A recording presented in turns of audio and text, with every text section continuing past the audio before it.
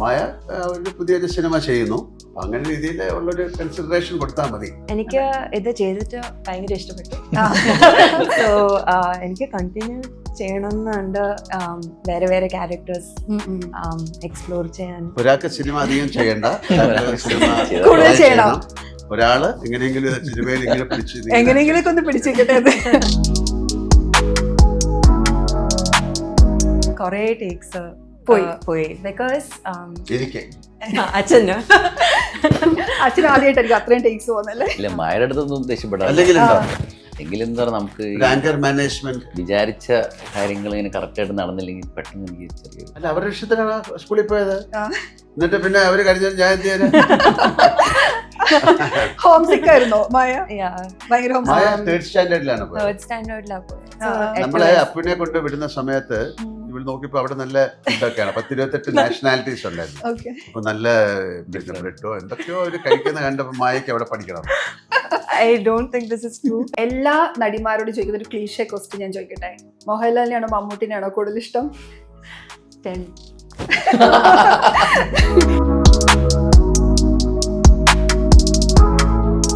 എന്നെ ഇവിടെ ആക്ട് ചെയ്തിട്ടുണ്ട്. അതെ, പക്ഷെ ഭയങ്കര ബോറായിരുന്നു. അതുകൊണ്ട് പിന്നെ അത് ഞാൻ പറഞ്ഞില്ലല്ലോ. ലാലേട്ടാ, Vismaya, Jude, hi. Hi. Vismaya, welcome to Malayala cinema. Thank you. ലാലേട്ടാ, ഈ തുടക്കം എന്ന് പറയുമ്പോൾ ലാലേട്ടന്റെ മോളുടെ സിനിമ ആയതുകൊണ്ടും നിങ്ങൾ രണ്ടുപേരും ഉള്ളതുകൊണ്ടും ഒക്കെ മലയാളികൾ ഭയങ്കര എക്സ്പെക്ടേഷനാണ്. കാണാൻ ഞാൻ കൊതിയായിട്ടിരിക്കുകയാണ്. എങ്ങനെ ഉണ്ടായിരുന്നു വിസ്മയ അഭിനയിച്ചിട്ട്?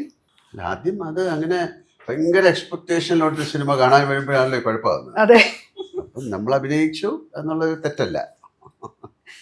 മായ ഒരു പുതിയൊരു സിനിമ ചെയ്യുന്നു. എൻ്റെ മകളായതുകൊണ്ടാണ് അങ്ങനെ ഒരു അല്ലെങ്കിൽ ഒരു പുതിയൊരു സിനിമ ചെയ്യുന്ന ഒരു കുട്ടിയെന്നേ ഉള്ളൂ. അപ്പം അങ്ങനെ രീതിയിൽ ഉള്ളൊരു കൺസിഡറേഷൻ കൊടുത്താൽ മതി. ഞാനും അതിൻ്റെ ഒരു ഭാഗമാണ്, അത്രയേ ഉള്ളൂ. അപ്പം നമ്മൾ വലിയ അവകാശവാദമൊന്നും ഇല്ലാതെ ഒരു സിനിമ വരുന്നു. അതൊരു നല്ല സിനിമയായി മാറട്ടെ എന്ന് പ്രാർത്ഥിക്കുന്നു. അത്രേ പറയാൻ പറ്റുള്ളൂ. കാര്യം ഭയങ്കര സിനിമയാണ് ഇത്, ലോകത്തിലെ ഏറ്റവും വലിയ സിനിമയാണെന്ന് അങ്ങനെയൊന്നും പറയുന്നില്ല. ഇതൊരു വളരെ സാധാരണ ഒരു സിനിമയാണ്. അപ്പോൾ അതിൽ അങ്ങനെ ഒരു കഥ കിട്ടി. ജൂഡ് അത് നന്നായിട്ട് പ്രസൻറ്റ് ചെയ്തിട്ടുണ്ട് ആ സിനിമ. അതുകൊണ്ട് അപ്പോൾ ഒരു പുതിയ ഒരു തുടക്കക്കാരി എന്നുള്ള രീതിയിലാണ് തുടക്കം എന്നൊരു സിനിമ തന്നെ, അതിൻ്റെ പേര് തന്നെ വന്നിരിക്കുന്നത്. അപ്പോൾ ആ എക്സ്പെക്റ്റേഷനിൽ ആ സിനിമ കാണാൻ വന്നാൽ ഹാപ്പി ആയിട്ട് കണ്ടിട്ട് പോവാം. അല്ലേ ജൂഡിന് എന്താ പറയാനുള്ളത് ചോദിച്ചോളൂ. അതെ, ജൂഡിന് എന്താ പറയാനുള്ളത്? ആൽസാർ പറഞ്ഞത് തന്നെയാണ് എനിക്കും പറയാനുള്ളത്. വലിയ അവകാശവാദങ്ങളൊന്നുമില്ല. അതൊരു ചെറിയ ഒരു കുടുംബ ചിത്രമാണ്. മായയെ പോലെ ഒരു പുതിയൊരാളാണെന്ന് തോന്നാത്ത രീതിയിലാണ് മായ ആ ക്യാരക്ടറിനെ പുൾ ഓഫ് ചെയ്തിരിക്കുന്നത്. അതൊരു ഫാമിലിക്കൊക്കെ ഇഷ്ടപ്പെടുന്ന സാധാരണ ഒരു കുടുംബത്തിൽ നടന്നേക്കാവുന്ന ഒരു കഥയും അതിനെ പറ്റിയുള്ള കുറച്ച് പ്രശ്നങ്ങൾ അതിൻ്റെ പരിഹാരങ്ങളൊക്കെ ആയിട്ടൊരു ഫാമിലിക്ക് ഇഷ്ടപ്പെടുന്ന ഒരു സിനിമയായിരിക്കും. ഓക്കെ, മായ എന്ന് വിളിക്കാം അല്ലേ? അങ്ങനെയല്ലേ എല്ലാവരും വിളിക്കാം. ഈ ഇന്റർവ്യൂസ് ചെയ്യാനാണോ ടെൻഷൻ, സിനിമയിൽ അഭിനയിക്കാനായിരുന്നോ ടെൻഷൻ? അല്ല ടെൻഷനാണ്. ഇതിലെ സോങ് മൊണ്ടാഷാണ് ആദ്യം ഷൂട്ട് ചെയ്തതെന്ന് പറഞ്ഞു. പക്ഷെ അച്ഛനായിട്ട് ആദ്യം ഷൂട്ട് ചെയ്തപ്പോൾ ഒരു എക്സ്പീരിയൻസ് പറയാമോ?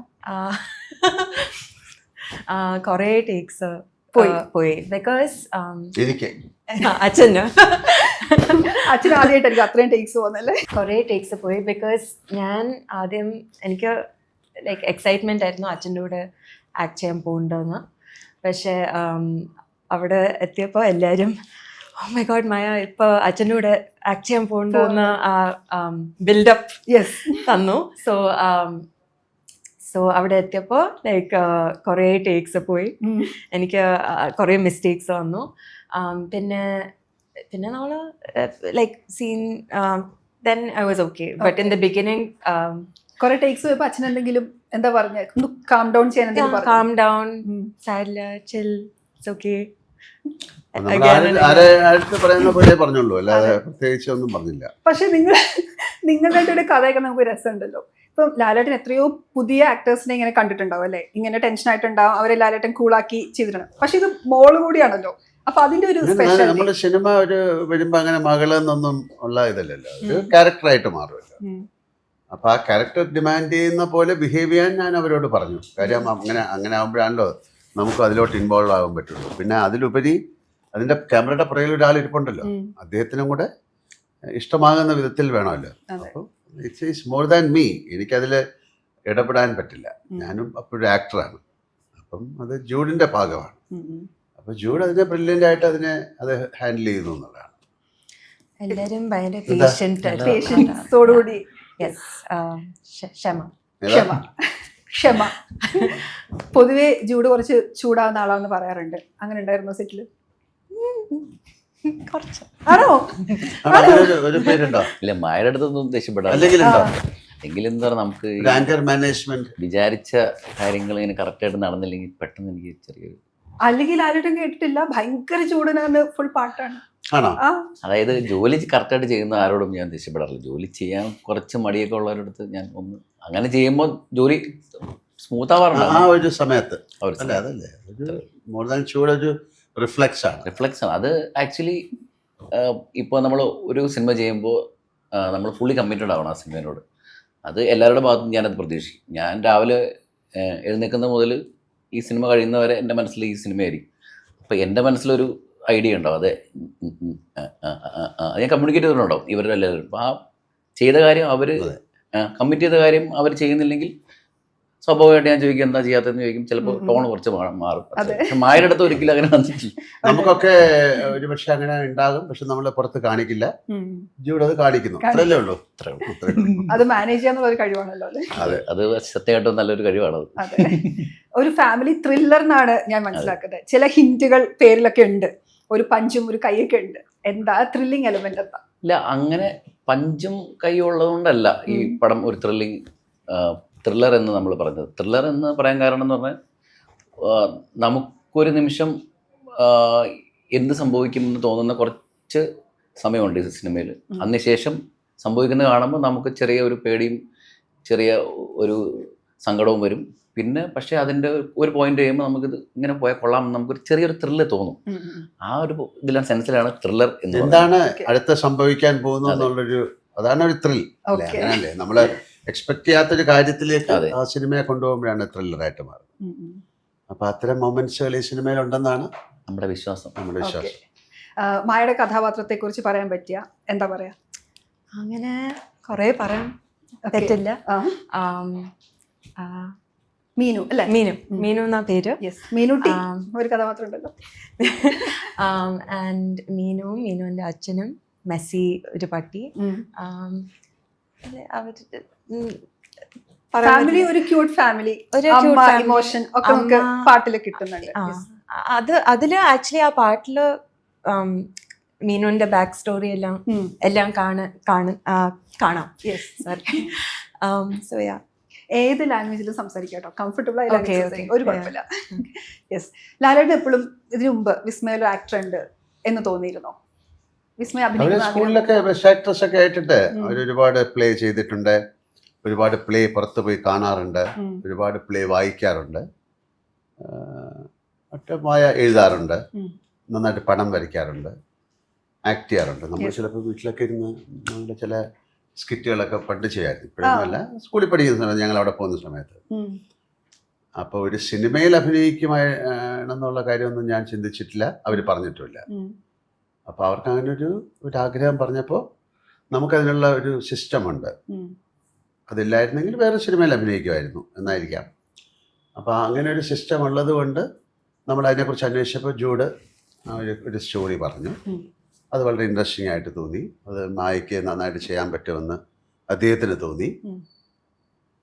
ആ കഥയെ ഞങ്ങൾ കേട്ടപ്പോൾ അത് വളരെ ഇൻട്രസ്റ്റിംഗ് ആയിട്ട് സിനിമയായിട്ട് തോന്നി. നമുക്ക് ചെയ്യാവുന്ന സിനിമ ഒരു ബിഗിനർ എന്നുള്ള രീതിയിൽ ഒരു ഏത് ആക്ട്രസിനും കിട്ടാവുന്ന ഒരു നല്ല ഒരു പോസിബിലിറ്റി ആയിട്ട് അതിനെ കണ്ടു. അങ്ങനെയാണ് ഈ സിനിമ ഉണ്ടായത്. ഇപ്പം നിങ്ങൾക്കൊരു സിസ്റ്റം ഉണ്ടെന്ന് പറയുമ്പോൾ നമുക്ക് ലാലേട്ടനൊക്കെ ആയിട്ട് കൊളാബറേറ്റ് ചെയ്യാവുന്ന ഒരുപാട് ഡയറക്ടേഴ്സിന്റെ പേര് മനസ്സിൽ വരും. പക്ഷെ ജൂഡ് എന്ന് കേട്ടപ്പോൾ അതൊരു സർപ്രൈസ് ആയിരുന്നു. വൈ ജൂഡ് എന്നുള്ള ജൂഡ് തന്നെ പറഞ്ഞു കൊടുക്കും. കാര്യം എനിക്കത് കറക്റ്റായിട്ട് പറയാൻ അറിയില്ല. കാര്യം ഞാനൊരു പ്രൊഡക്ഷൻ ഹൗസുമായിട്ടാണ് ജൂഡ്, അത് ആന്റണിയുമായിട്ടായിരുന്നു ജൂഡിന്റെ കുറച്ച് കൂടുതൽ അല്ലേ. എനിക്കും സത്യം പറഞ്ഞാൽ ഈ പറഞ്ഞ സെയിം ഇതായിരുന്നു. കാരണം എനിക്കൊരു ദിവസം സുചേച്ചിയാണ് എന്നെ വിളിക്കുന്നത്, വിശാഖ് സുബ്രഹ്മണ്യം, വിശാഖിന്റെ സുഹൃത്താണ്.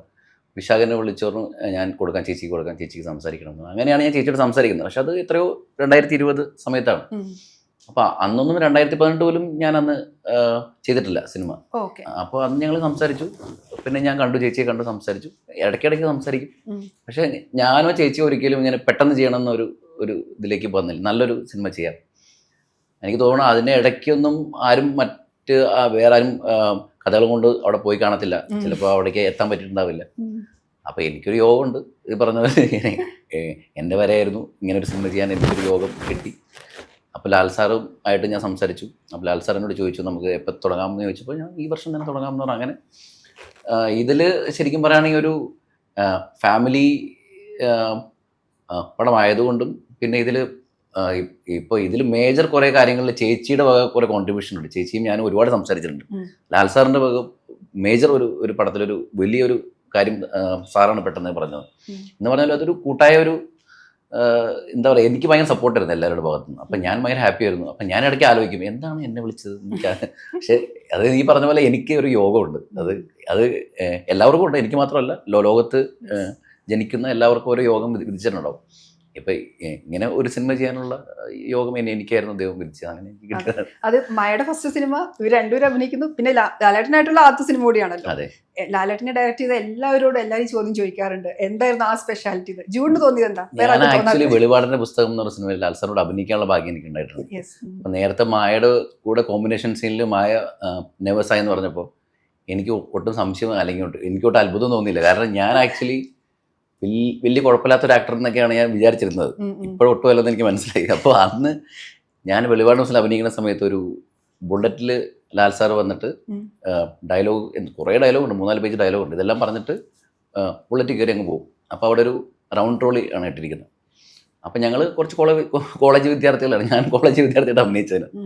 ഞങ്ങളിങ്ങനെ അദ്ദേഹം പറയുന്നത് ഇങ്ങനെ കേട്ടുകൊണ്ടിരിക്കണം. അപ്പം മുഖത്ത് ദേഷ്യമാണ് ഇദ്ദേഹത്തോട് തോന്നുന്നത്. ഇദ്ദേഹമായിട്ട് ഞങ്ങളിപ്പോൾ അത്ര നല്ല ഇതിലല്ല. അപ്പോൾ ദേഷ്യം മുഖത്ത് ഉണ്ടാവണമെന്ന് പറഞ്ഞിട്ടുണ്ടായിരുന്നു ലാൽ ജോസ് സാർ. അപ്പോൾ റിഹേഴ്സലിലൊക്കെ സാറ് ലാൽ സാർ വന്നിട്ട് മോനെ ഇങ്ങനെ ചെയ്യാം എന്നൊക്കെ പറഞ്ഞ് ഡയലോഗ് അടിച്ച് ടേക്ക് പറഞ്ഞ സമയത്ത് ലാൽ സാർ മാറി. ലാൽ സാറ് ആ ക്യാരക്ടറായി. ഞാൻ പക്ഷേ ക്യാരക്ടർ ആയില്ല. ഞാൻ വായം പൊളിച്ച് ഇങ്ങനെ നിൽക്കുമായിരുന്നു. അപ്പോൾ ലാൽ ജോസ് സാർ അവിടെ നിന്ന് മൈക്കുകൾ വിളിച്ചത് എന്താണ് ചൂട് അവിടെ വായം പൊളിച്ച് നിൽക്കണമെന്നൊക്കെ ചോദിച്ചു. ഞാൻ പെട്ടെന്നാണ് അയ്യോടാ ഞാൻ അഭിനയിച്ചുകൊണ്ടിരിക്കാനുള്ളൂ. അതായത് നമ്മൾ സത്യം മറന്നു പോകും. ഞാൻ എന്നിട്ട് ചോദിക്കുകയും ചെയ്തത് എന്താണ് ഈ മാജിക് എന്ന് ചോദിച്ചു. അത് പല ആൾക്കാരും പറയുമ്പോൾ ഞാൻ കേട്ടിട്ടുണ്ട് അത് ഇങ്ങനെയാണ്. പക്ഷെ അപ്പം ഞാൻ വിചാരിച്ചിരുന്നത് ഇവരൊക്കെ ചുമ്മാ തള്ളുന്നതായിരിക്കും. പക്ഷെ ഞാൻ നേരിട്ട് ഡയറക്റ്റ് ചെയ്യുന്ന സമയത്ത് ഞാൻ അന്ന് രാവിലെ ഞാൻ ഇറങ്ങിയിട്ട് ദൈവം ഇന്ന് ലാൽ സാറിൻ്റെ ഫസ്റ്റ് ഡേ ആണുള്ളത്. ഞാൻ ഫസ്റ്റ് ഡേ തന്നെ കാലൊക്കെ തൊട്ട് നമസ്കരിച്ച്. പക്ഷെ ഡയറക്റ്റ് ചെയ്ത് കഴിഞ്ഞ സമയത്ത് ലാൽ സാർ എന്നുള്ള ആള് പെട്ടെന്നൊരു ആക്ടറായി മാറി അവിടെ നിന്ന്. അപ്പോൾ ഒരു കളിമണ്ണ് പോലെ നമുക്ക് തോന്നും അത് സാർ ഞാൻ ഇങ്ങനെ ചെയ്യണോ.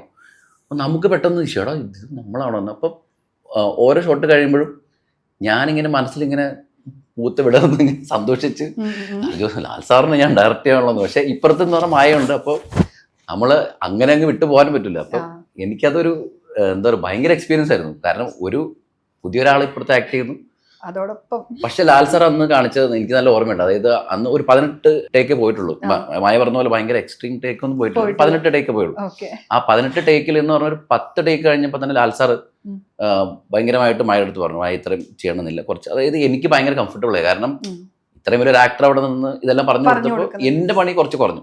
അപ്പൊ മറ്റേതെന്ന് പറഞ്ഞാൽ മായ ഇങ്ങനെയല്ല കുറച്ച് ചെയ്താൽ മതി എന്നൊക്കെ പറയുമെങ്കിലും ഇപ്പുറത്തൊരു വലിയൊരു ആക്ടർ എൻ്റെ കൂടെ നിന്ന് ഇങ്ങനെ സപ്പോർട്ട് ചെയ്തപ്പോൾ എനിക്ക് അതും ഞാൻ കണ്ടിട്ടുണ്ട്. കാരണം വെള്ളിവാടിന്റെ പുസ്തകത്തിൽ ഞങ്ങൾ അഭിനയിക്കുന്ന സമയത്ത് ശരിക്കും സാറും ഞങ്ങൾ ഇങ്ങനെ പോയിക്കൊണ്ടിരിക്കുകയാണ് ബീച്ചിലൂടെ. ദൂരെ എവിടെയാണ് ക്യാമറ വെച്ചിരിക്കുന്നത്. അപ്പോൾ ഇപ്പുറത്ത് 2 ക്യാമറ ഉണ്ട്. അതെനിക്കറിയില്ലായിരുന്നു.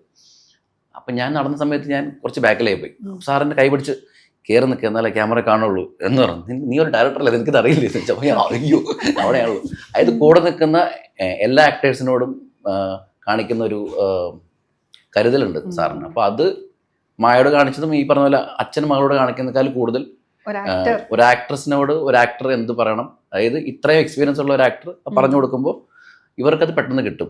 അത് ഡയറക്ടർക്ക് എത്രമാത്രം പറഞ്ഞു കൊടുക്കാൻ പറ്റുമെന്ന് എനിക്കറിയില്ല. കാരണം ആക്ടിങ് പെർസ്പെക്റ്റീവിൽ നോക്കുവാണെങ്കിൽ ഇങ്ങനെ ചെയ്താൽ ഓക്കെ ആയിരിക്കും എന്നൊരാൾ പറയുമ്പോഴാണ് നമ്മൾ ശരിയാവുള്ളൂ. കാരണം നമ്മളിങ്ങനെ ചിന്തിച്ച് കാണത്തില്ല ചിലപ്പോൾ. അപ്പോൾ എനിക്കത് ഭയങ്കര ഗുണമായിരുന്നു. അപ്പോൾ അതുകൊണ്ട് എനിക്ക് ഒരു 6 ദിവസമാണ് സാർ എൻ്റെ പടത്തിലുണ്ടായിരുന്നത്. പക്ഷെ 6 ദിവസവും ഞാൻ എന്താ പറയുക ഹാപ്പിയസ്റ്റ് ഡയറക്ടറായിരുന്നു. അത് എല്ലാവരും എക്സ്പീരിയൻസ് ചെയ്യേണ്ട ഒരു ആക്ടറാണ് ലാൽ സാർ. ക്യാമറകൾക്ക് കൊതി തീരാറില്ല മോഹൻലാലിനെ ഷൂട്ട് ചെയ്തിട്ടെന്ന് പലരും പറഞ്ഞേക്കാറുണ്ട്. മായ ഇപ്പം അച്ഛൻ്റെ എത്രയോ നല്ല പെർഫോമൻസ് സിനിമയായിട്ട് കണ്ടിട്ടുണ്ട് അല്ലേ, പക്ഷെ നേരിട്ട് കാണുകയാണല്ലോ. അങ്ങനെ നേരിട്ട് ഇപ്പൊ ജൂഡ് പറഞ്ഞ പോലെ നേരിട്ട് പെർഫോം ചെയ്യുന്ന കണ്ട് ആ ഒരു അത്ഭുതം ഉണ്ടല്ലോ, അത് മായക്ക് എങ്ങനെയാ ഫീൽ ചെയ്തത്? അത് ശരിക്കും ലൈക്ക് ഞാൻ അത് കണ്ടപ്പോൾ ഇറ്റ് വാസ് റിയലി കൂൾ. ഒരു ഞാൻ സെറ്റിൽ ചെറുപ്പത്തിൽ പോയിട്ടുള്ളൂ, അത് കഴിഞ്ഞിട്ട് അങ്ങനെ സെറ്റിലോട്ട് പോവാറില്ല. സോ ഇത് ശരിക്കും ഒരു I am very grateful for that experience. അച്ഛൻ്റെ ഏറ്റവും അത്ഭുതപ്പെടുത്തിയൊരു പെർഫോമൻസ് ഒരു സിനിമ പറഞ്ഞാൽ അതേതായിരിക്കും? കിരീടം, ഓക്കെ, തന്മാത്ര, വാനപ്രസ്ഥം. തന്മാത്ര എനിക്ക് ഒരിക്കലും വീണ്ടും കാണാൻ പറ്റില്ല. ലാലേട്ടൻ അങ്ങനെ തോന്നാറുണ്ടോ? ഇല്ല അല്ലേ?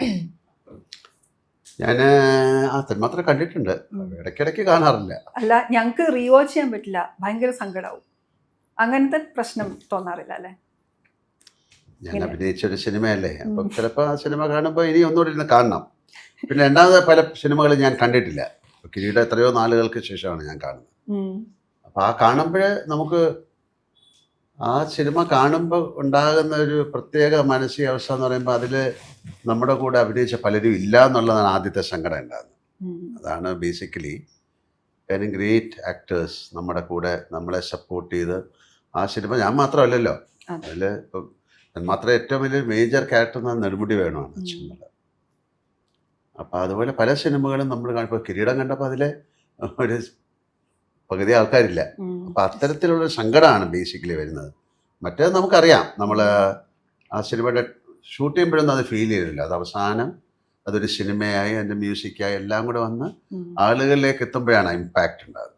അപ്പോൾ ഒരു പക്ഷേ നിങ്ങൾക്കുണ്ടാകുന്ന അതേ ഒരു ഫീലിംഗ് എനിക്ക് ഉണ്ടാകണമെന്നില്ല. കാര്യം ഞാൻ ഒരുപാട് പ്രാവശ്യം അത് കണ്ടു, ആ ഇമോഷൻസ് ഒക്കെ പോയി.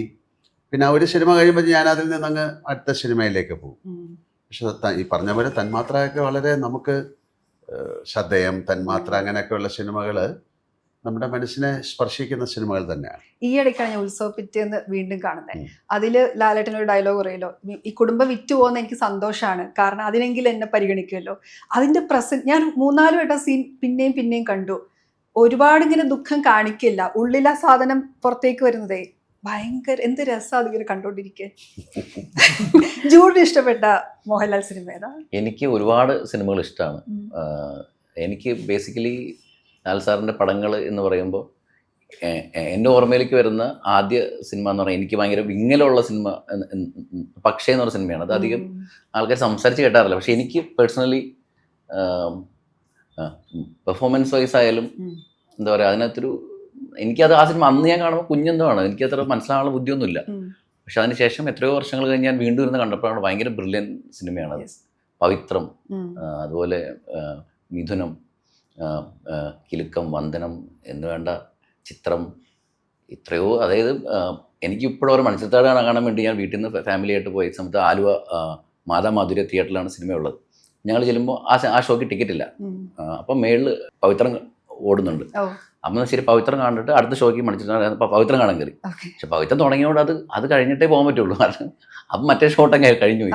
വീണ്ടും വൈകുന്നേരം വന്ന് മണിച്ചിട്ട് കണ്ടിട്ട് വീണ്ടും പിറ്റേ ദിവസം വേറെ ഏത് പടമുണ്ട്. അതായത് എത്രയോ സിനിമകൾ ഇങ്ങനെ തിയേറ്ററിലുള്ള സമയത്താണ് ഞാൻ സിനിമകൾ കണ്ടു തുടങ്ങിയത്. അപ്പോൾ എന്നെ സംബന്ധിച്ച് എല്ലാ സിനിമകളും ഞാനിങ്ങനെ വിചാരിച്ചിട്ടുണ്ട് ഇത് എങ്ങനെയാണ് ചെയ്യുന്നത്. അപ്പം ഞാൻ ഈ പത്രത്തിൽ വരുന്ന ഇൻ്റർവ്യൂ വായിക്കുന്നത് എനിക്കിപ്പോഴും ഓർമ്മയുണ്ട്. മിന്നാരം സിനിമയുടെ ഇൻ്റർവ്യൂയുടെ സമയത്ത് ലാലേട്ടൻ ഇങ്ങനെ കുത്തിമറിയുന്ന ഒരു ഫോട്ടോയാണ് ഒരു പേപ്പറിൽ ഇത് മറയുന്ന ഒരു ഫോട്ടോ. അപ്പം അങ്ങനെ അപ്പം ഞാൻ പറഞ്ഞു വരുന്നത് എനിക്ക് എല്ലാ സിനിമകളും ഇഷ്ടമാണ്. ഇപ്പോൾ എൻ്റെ പടത്തിലെ പെർഫോമൻസ് പോലും എനിക്ക് ഭയങ്കര ഇഷ്ടമാണ്. ഞാൻ ഇങ്ങനെ ഷൂട്ട് ചെയ്യുന്ന സമയത്ത് ഞാൻ മോണിറ്ററിൻ്റെ ബാക്കിലിരുന്ന് ചിരി വരും എനിക്ക്. ചില ഒരു ഷോട്ടിൽ ചെറിയ വളരെ മൈന്യൂട്ട് ഹ്യൂമറാണ്. അതിൽ ഞാൻ ചിരിച്ചപ്പോൾ സുചേച്ചി ഇരിക്കണ്ടേ അടുത്ത്. സുചേച്ചിനോട് ചൂടെന്തിനാ എങ്ങനെ ചിരിക്കുന്നത്?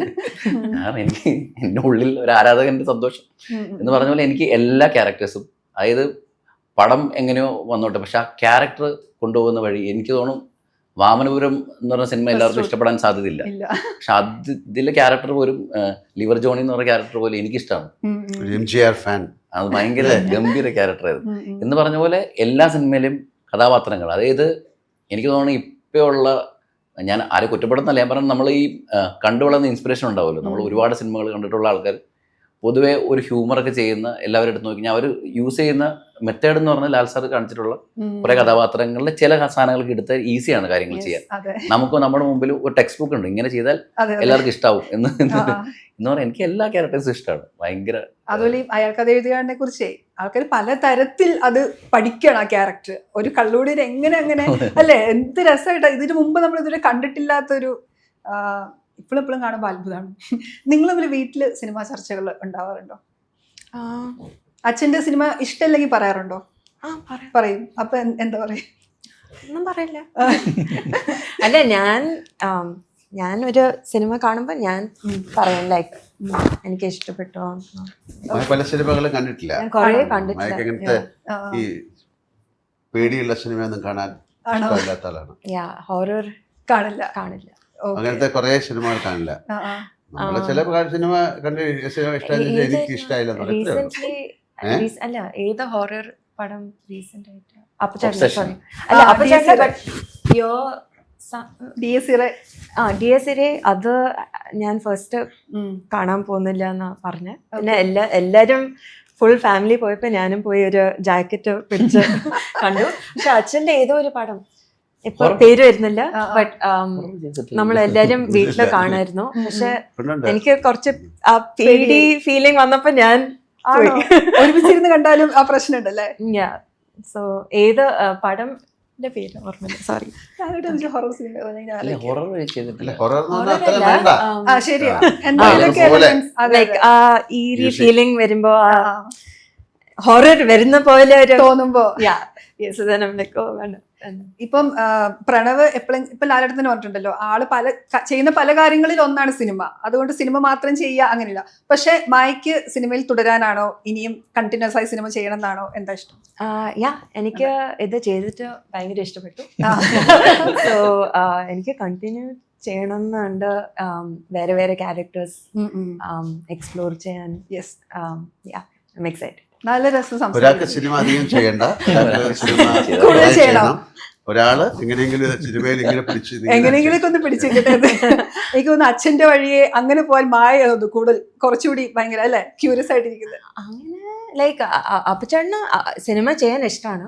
പക്ഷെ വേറെ കുറെ ഇൻട്രസ്റ്റ്, മ്യൂസിക്, റൈറ്റിംഗ്. അപ്പച്ചേട്ടൻ ഒരു ബുക്ക് എഴുതുന്നുണ്ട്.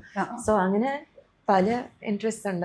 മായയുടെ ഗ്രെയിൻസ് ഓഫ് സ്റ്റാർഡസ്റ്റ് അല്ലേ, ഞാൻ അന്നേ പെൻഗ്വിനല്ലേ പബ്ലിഷ് ചെയ്തത്, ഞാൻ അന്നേ വായിച്ചിരുന്നു. ഞാൻ ടാഗൊക്കെ ചെയ്തിട്ടുണ്ട്, പക്ഷെ അന്ന് കണ്ടിട്ടില്ല. എനിക്ക് ഭയങ്കര ഇഷ്ടമായിരുന്നു. ചെറിയ ചെറിയ കവിതകളായാലും കുറച്ചുകൂടി ഈസി ആയിരുന്നു വായിക്കാൻ, നല്ല രസമാണ്. അപ്പൊ ഈ എഴുത്തില് ഇനിയും ഇഡ്ഡലി ഇഷ്ടമാണ്. ഇഡ്ഡലി അതെനിക്ക് ഓർമ്മയില്ല. ഇഡ്ഡലിയെ കുറിച്ചുള്ള കവിതയാണ് ആണോ? ഇഡ്ഡലി ചമ്മന്തിയും സാമ്പാറുമായിട്ട് എല്ലാവർക്കും എല്ലാ കവിതയും വായിച്ചിരുന്നോ? അതിലൊന്ന് എഴുതിയിരുന്നല്ലോ അല്ലെ. ഈ പബ്ലിഷ് ചെയ്യുന്നതിന് മുമ്പ് കാണിച്ചോ, എഴുതുന്നത് കാണിച്ചു തരുമോ? അതൊന്നും കാണിക്കില്ല. അവര് കുറെ വർഷത്തെ ഒരു കളക്ഷനാണ്. സ്കൂളിൽ ഇരുന്നപ്പം മുതൽ എഴുതി തുടങ്ങിയത്. എഴുതിയതാണ്. അതപ്പോ മായ ഇതുപോലെ പല മേഖലകളിൽ കൈവച്ചിട്ടുണ്ട് അല്ലെ. ലാലേട്ടന് മായ ഇതിൽ സ്റ്റിക്ക് ഓൺ ചെയ്യണം അങ്ങനെ തോന്നിയിട്ടുള്ള, വരയ്ക്കും, പെയിന്റ് ചെയ്യും, യാത്ര ചെയ്യുന്നുണ്ട്, എഴുതുന്നുണ്ട്, ഇപ്പൊ സിനിമ ചെയ്യുന്നു. മായ നന്നായിട്ട് പടം വരയ്ക്കുന്ന ആളാണ്, പക്ഷെ വരയ്ക്കാറില്ല.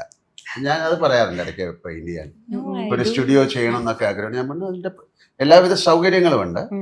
പല നല്ല പെയിന്റേഴ്സും പെയിന്റ് ചെയ്യില്ല. അതെ, നമ്മൾ ചോദിക്കുമ്പോൾ പറയും ഒരു മൂഡ് വരണം, അതൊക്കെ ആയിരിക്കാം. പക്ഷെ ചിലപ്പം വളരെ റെയർ ആയിട്ടുള്ള പടങ്ങൾ വരയ്ക്കുന്ന ആളാണ്. മായയുടെ ബുക്കിലെ പടങ്ങൾ മുഴുവൻ മായ വരച്ചാണ്. മായ നല്ല ചാർക്കോളിൽ വർക്ക് ചെയ്യുന്ന കുട്ടിയാണ്. ഒരുപാട് മായ പഠിച്ചിട്ടുണ്ട്, UK പോയി പഠിച്ചതാണ് ചാർക്കോൾ ഇതൊക്കെ. അപ്പൊ ഒരുപാട് കാര്യങ്ങൾ പഠിച്ച കുട്ടിയാണ്. അപ്പൊ ഞാൻ അങ്ങനെയൊന്നും പറയില്ല, അത് അവർക്ക് ഇഷ്ടമാണ്. എനിക്കും അങ്ങനെ ആയിരുന്നു. കുറച്ച് നാൾ കഴിയുമ്പോൾ അതിൽ നിന്ന് മാറി മായക്ക് എല്ലാം പഠിക്കണം എന്നുള്ളതാണ്. അപ്പൊ അങ്ങനെ പറ്റില്ലല്ലോ, കുറച്ച് കാര്യങ്ങൾ പഠിക്കാൻ, ഇപ്പൊ പറ്റുന്ന കാര്യങ്ങൾ പഠിക്കാൻ പറഞ്ഞു ഞാൻ. ഓക്കെ.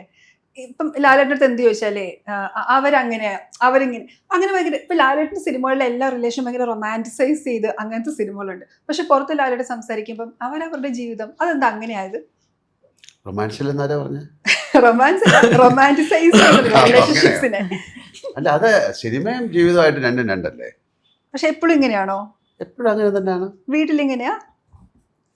അല്ല, അവർക്ക് നമുക്കെന്തറിയാം, ഞാനൊരു ഫ്രീ തിങ്കർ എന്നാണ് അല്ലേ. ഞാൻ എന്നെ പോലെ മറ്റുള്ള ഞാൻ എന്നെ റെസ്പെക്ട് ചെയ്യുന്ന പോലെ മറ്റൊരു റെസ്പെക്ട് ചെയ്യുന്ന ആളാണ്. അപ്പം അവർക്ക് അവരുടേതായിട്ടുള്ള, പിന്നെ അവരുമായിട്ട് ഒരു പ്രോബ്ലം ഉണ്ടാകുമ്പോഴല്ലേ നമുക്കതിനെ ഫേസ് ചെയ്യാം. അപ്പൊ ഈ കുട്ടികളൊന്നും നമുക്കൊരു പ്രോബ്ലം ഉണ്ടാക്കിയിട്ടില്ല. കാര്യം മിക്കവാറും അവർ വീട്ടിലില്ല. അപ്പൊ അവര് കൊച്ചിലെ മുതൽ കോളേജിൽ അല്ല ഹോസ്റ്റലിൽ പഠിച്ചാണ്. അവർക്ക് അവരുടേതായിട്ടുള്ള വ്യൂ ഉണ്ട്, അവരുടേതായിട്ടുള്ള ഇൻഡിവിജ്വാലിറ്റി ഉണ്ട്. അവരവരെ തന്നെ നന്നായിട്ട് കെയർ ചെയ്യുന്ന ആൾക്കാരാണ്, പ്രൊട്ടക്ട് ചെയ്യുന്ന ആൾക്കാരാണ്. വേറെ ആൾക്കാരുടെ കാര്യത്തിലൊന്നും ഇടപെടുന്നില്ല. ഒരു പ്രോബ്ലം നമുക്ക് ഉണ്ടാകുമ്പോഴാണല്ലോ. അപ്പൊ അങ്ങനെയൊന്നും ഇല്ലെങ്കിൽ പിന്നെ അവരെ നമ്മൾ ഗൈഡ് ചെയ്യേണ്ട കാര്യമില്ല. അവരുടെ ഇഷ്ടത്തിന് നമുക്ക് സഞ്ചരിക്കാൻ പറ്റുന്നു, നമ്മുടെ ഇഷ്ടത്തിന് അവർക്ക് സഞ്ചരിക്കാൻ പറ്റുന്ന ഒരു വളരെ രസകരമായ ഒരു റിലേഷൻഷിപ്പ് അല്ലേ. ഞാൻ എൻ്റെ കൂടെയുള്ള എല്ലാവരുമായിട്ട് അങ്ങനെ തന്നെയാണ്. ഞാൻ അവരുടെ ആവശ്യമില്ലാത്ത കാര്യത്തിലൊന്നും ഇടപെടാറില്ല. അതുപോലെ എൻ്റെ ആവശ്യമില്ലാത്ത കാര്യത്തിലും ഇടപെടാൻ പാടില്ല. ആരും ഇടപെടരുത്. അല്ല, ഇടപെട്ടാൽ എനിക്ക് കുഴപ്പമൊന്നുമില്ല, അവർക്കേ ഉള്ളൂ കുഴപ്പം. ഞാൻ കേട്ടിട്ടുണ്ട് ലാലേട്ടൻ മായനെയും പ്രണവനെയും ഹോസ്റ്റലിലാക്കിയിട്ട് നിങ്ങൾ വരുമ്പോൾ നിങ്ങൾ കുന്നിറങ്ങുന്നവരെ ഇവരുടെ കരച്ചിൽ ചെവിയിൽ കേൾക്കാം. മായയുടെ മാത്രം. മായയുടെ. അപ്പൊ അമ്മയ്ക്ക് ടെൻഷൻ ആകുമ്പോൾ ലാലേട്ടൻ പറയും തിരിഞ്ഞു നോക്കണ്ടെന്ന് പറയുന്നത്. അന്ന് സങ്കടം ഉണ്ടാവുമായിരുന്നു? അല്ല, അവരുടെ ഇഷ്ടത്തിനാണ് സ്കൂളിൽ പോയത്. എന്നിട്ട് പിന്നെ അവര് കഴിഞ്ഞാൽ ഞാൻ എന്ത് ചെയ്യാൻ? ഹോം സിക്ക് ആയിരുന്നോ മായ? ഭയങ്കര മായ തേർഡ് സ്റ്റാൻഡേർഡിലാണ് പോയത്. തേർഡ് സ്റ്റാൻഡേർഡിലാണ് പോയത്. നമ്മളെ അപ്പിനെ കൊണ്ട് വിടുന്ന സമയത്ത് ഇവൾ നോക്കിയപ്പോ അവിടെ നല്ല, അതൊരു വളരെ മിനിമൽ ആയിട്ടുള്ള ഒരു സ്കൂളാണ്. പക്ഷെ അവിടെ നല്ല ഫുഡൊക്കെയാണ്. 10-28 നാഷണാലിറ്റീസ് ഉണ്ടായിരുന്നു. അപ്പൊ നല്ല ബ്രെഡോ എന്തൊക്കെയോ ഒരു കഴിക്കുന്ന കണ്ടപ്പോ മായക്ക് അവിടെ പഠിക്കണം. I don't think this is true. Okay. Because അവിടെ പോയിട്ട് like food you have to eat everything on your plate. Okay. ഇഷ്ടമില്ലെങ്കിൽ കഴിക്കണം. Yeah, even if you don't like it, അത് ഫുള്ളായി കഴിക്കണം. So ഞാൻ like we have to നമ്മുടെ vegetables എല്ലാം കഴിക്കണം. അതെല്ലാം നമ്മൾ like will throw under the table. Because അത് അല്ലെങ്കിൽ കഴിച്ച് till you finish eating you can leave the. Okay. So I don't believe this story. ഉണ്ടാക്കിയ സ്റ്റോറിയാന്ന് തോന്നുന്നല്ലേ? അല്ല, അമ്മയും അച്ഛനും ഈ സ്റ്റോറി പറഞ്ഞിട്ടുണ്ട്. Maybe I wanted, I don't know. Home sickness ഉണ്ടാവായിരുന്നോ ഇടയ്ക്കിടയ്ക്ക്? അതോ തുടക്കത്തിലെ? കൊറേ ശരിക്കും 6th സ്റ്റാൻഡേർഡ് മുതലൊക്കെ ആണെങ്കിൽ കുറച്ചുകൂടെ കുട്ടികൾക്ക് ഒക്കെ ആയിരിക്കും. അപ്പൊ ഒക്കെ ആ സമയത്താണ് പോയത്. പക്ഷെ മായക്ക് അവിടെ പോയപ്പോ ആ സ്കൂളിൽ പഠിക്കണം എന്ന് പറഞ്ഞു അപ്പുച്ചേട്ടൻ്റെ കൂടെ. അപ്പൊ 3rd സ്റ്റാൻഡേർഡ് എന്ന് പറയുന്ന കുറച്ചൊരു വേറൊരു ഡോം പേരൻസ് വരും. മായയുടെ കൂടെയുള്ള ഒരു ഈസ് ഫ്രം ചൈന, അതൊക്കെ ആയിരുന്നു, അവരൊക്കെ ആയിരുന്നു. അപ്പൊ അവര് they will take care of കുട്ടികളെ. പക്ഷെ വളരെ എന്താ പറയണ്ട, ഒരു മിനിമൽ, അതായത് സൗകര്യങ്ങൾ വളരെ പരിമിതമായിട്ടുള്ള സ്കൂളാണ്. അത് ഇനി ജീവിതകാലം മുഴുവൻ പഠിച്ച മുഴുവൻ അങ്ങനെയാണ്. ഓക്കെ.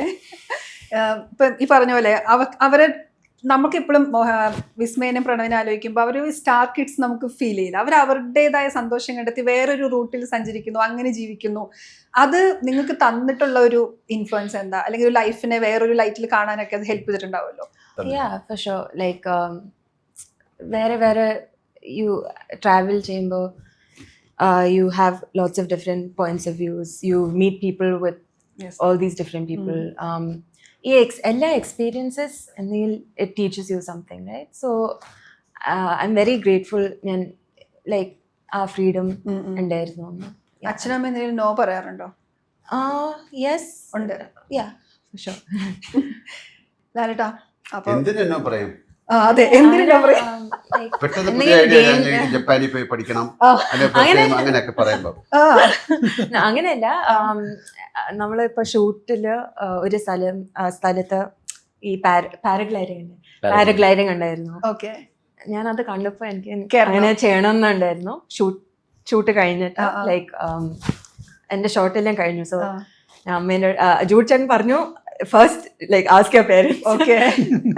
അമ്മേനെ വിളിച്ചപ്പോ സമയത്ത് അതൊരു കാര്യമല്ലല്ലോ, ഒരു കെയർഫുൾ ആയിരിക്കണ്ടേ. എന്തെങ്കിലും അതിപ്പോ പാരാഗ്ലൈഡിങ് ആ ചെയ്യുന്നത് പിന്നെ ചെയ്യാമല്ലോ, ഇടയിൽ തന്നെ ചെയ്യണമെന്നില്ല. So things like that. Okay.